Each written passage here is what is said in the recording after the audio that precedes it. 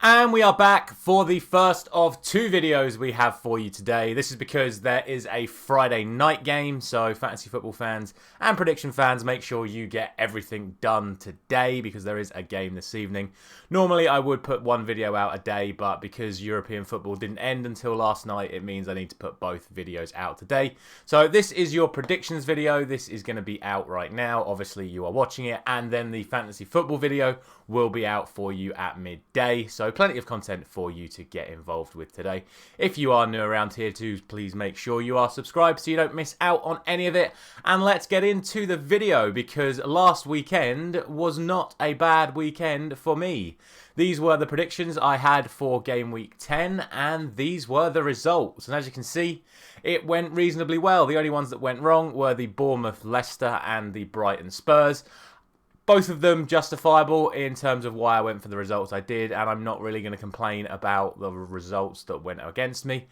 A little bit gutted that I've missed out on 3 points in the Chelsea game and the Man City game. If I'd have taken one of City's goals and given them to Chelsea, it would have been another load of points for me there. But I'm absolutely over the moon that I've got the Arsenal-Liverpool 3-2 absolutely spot on. I don't think many of you would have gone for 3-2 to Arsenal, but I'm very, very pleased that I got the 3 points for that. And I got the 3 points for Manchester United as well, which means that I have successfully predicted not only a Manchester United win, but a correct score for them, which I'm always going to be very, very happy about.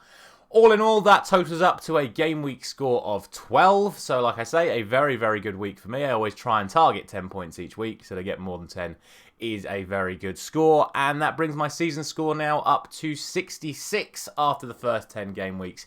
On track to beat last season's score as it stands, but it is going to be very, very close. As always, let me know down in the comments how you got on, and let's look ahead to this weekend's games in game week 11. And we start with that game tonight that we've spoken about a couple of times already. It is Brentford up against Brighton. Brentford off the back of a 5-1 defeat to Newcastle, and Brighton off the back of their 1-0 defeat to Spurs. I think this is a slightly tough one to call. I think the favourites have to be Brighton for this one. The way they've been playing so far this season has been absolutely fantastic. And to be honest, ever since Brentford's 4-0 win against Manchester United that I try to avoid talking about as much as I possibly can, they've not really done anything else since. So I expect Brighton to get the win. I think their style of play is far too much for Brentford to deal with. So I am going to go for 3-1 to Brighton in that one. Then we move on to a reduced amount of games on Saturday due to there being a whole host of games being played on Sunday. And we start with Leicester up against Crystal Palace in the lunchtime game. And it is must win for Leicester now. They are really, really struggling. As I said earlier, I thought they would have got the win last week, but they didn't. They were beaten reasonably comfortably in the end in that one. So now they come up against the Crystal Palace side that are full of confidence, full of creativity, and will definitely, in my opinion, be able to exploit some of the weaknesses in Leicester's defence. So I'm not going to go all out and say I think Crystal Palace will win this one. It won't surprise me if Crystal Palace win this one, but for now, I still have to think that Leicester's side is a very strong side and should be winning at home to Crystal Palace. But with their respective forms going into it, I'm just going to go down the middle, and I'm going to go for a 2-2 draw in that one.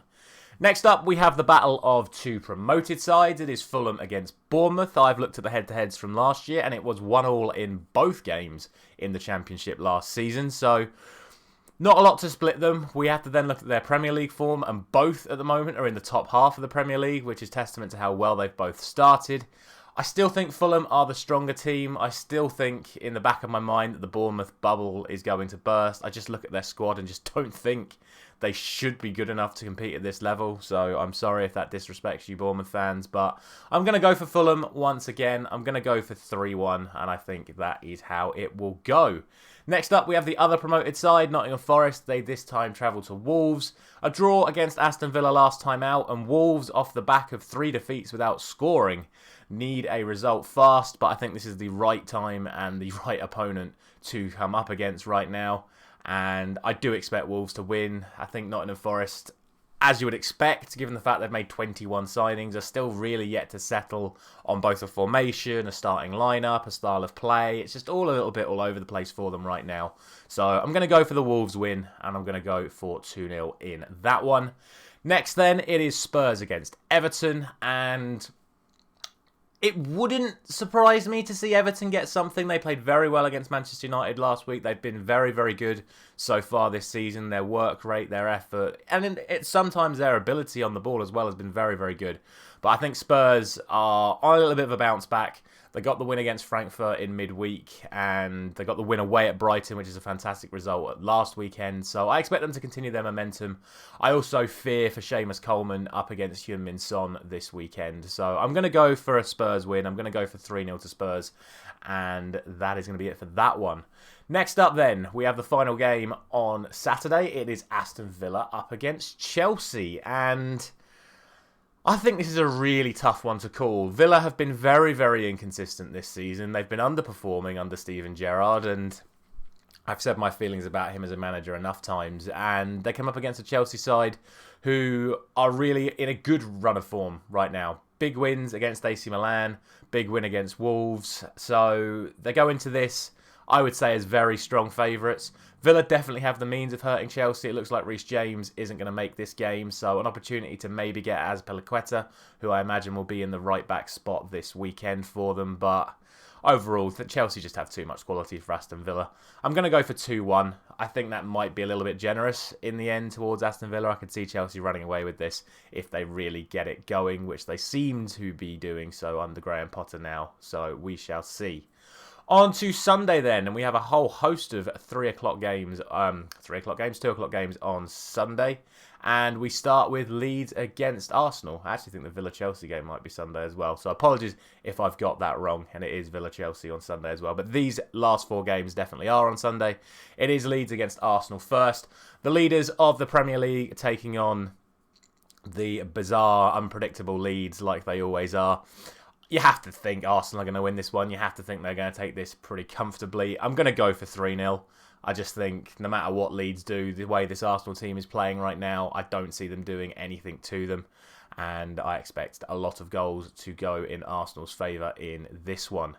Next up then, we have the game that, based off of last night's performance, I am dreading. It is Manchester United against Newcastle. Newcastle with their 5 draws. Manchester United with their no draws, but several wins and several losses, makes this a very, very tough game to call, because I think the first goal decides this game. We've seen enough times this season when Manchester United go behind how much they crumble, but we've also seen when they do get the first goal, they tend to go on and win. So I have to back my club at home. I have to. So with that said, I'm going to go for a 2-1 win to Man United. But the one thing that scares me to death is St. Maximin against Dalot, and I know I love Dalot, but defensively he is a bit suspect. And I think if St. Maximin gets at him enough times, he could absolutely ruin Dalot, and I see Newcastle having a lot of joy down that side. So very wary that Newcastle could grab an early goal down that side and then go on and win the game at Old Trafford. But I have to believe that with the quality we've got and the amount of chances we created last night, if we could do anything close to that against Newcastle, we'd end up taking a few more. So 2-1 Manchester United, and fingers crossed that is how it goes. Next up, it is Southampton and West Ham. Really, in my opinion, only one team wins this. West Ham are on a great run of form right now. Southampton have been struggling. They've been playing well, but not really getting the results. So I kind of expect something similar to happen in this one. And with West Ham's growing momentum, I expect them to go to Southampton and get the win. So I'm going to go for 3-1 in that one. And finally then, we have the main event of the weekend. Liverpool up against Man City.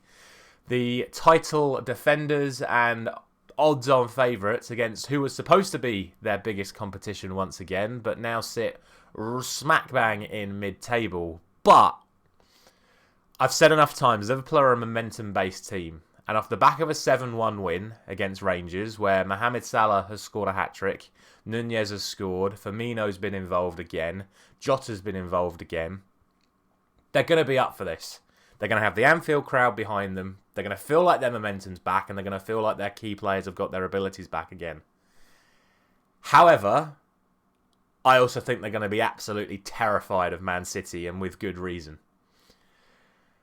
I really think anything is possible in this game. And kind of like what I said about Man City Newcastle, I think the first goal is everything. I think if City can score in the first 5 minutes, Liverpool could crumble and we could see an absolute embarrassment like we've seen Man City do to several teams this season, including my own. However, if Liverpool can get the early goal, or even the first goal at some point in the first or second half, I think what that will generate is a very, very raw atmosphere at Anfield that will inevitably end up with Liverpool getting at least the draw and potentially even the win. So, with all of that said, my gut instinct says City should still win. So I am going to go for a City win. But I'm going to go for 4-2 to Man City. And off the back of getting a 3-2 Arsenal prediction right last week, I feel justified in going for a 4-2 here. So that's what I'm going to go for. Like I said, I think anything is possible in this game, and I think the first goal is everything. So we shall see. I think it is going to be a phenomenal watch, and I can't wait to see it happen. But for me, City take it 4-2. And that is going to be it for today. That is going to be the end of the first part of the 2 videos we put out today. As always, let me know down in the comments what you think is going to happen. Drop a like if you are enjoying this series. Subscribe if you are new around here. And I will see you again at midday for the fantasy football. Thank you very much for watching.